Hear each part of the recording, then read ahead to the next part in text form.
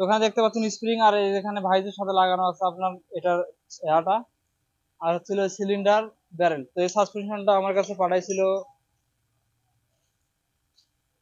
আহ মতিউর রহমান, সিদ্ধিরগঞ্জ, নারায়ণগঞ্জ থেকে।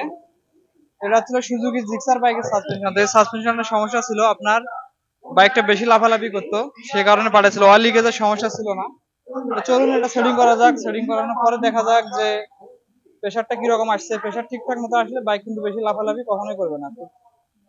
তো অয়েল দিয়ে দিলাম। এখন এটা আমরা আপনার ব্যারেল সেটিং করব। করার পরে দেখবো যে প্রেশার কিরকম আসছে। প্রেশার ঠিকঠাক থাকলে আল্লাহর রহমত কখনোই বাইক বেশি লাফালাফি করবে না।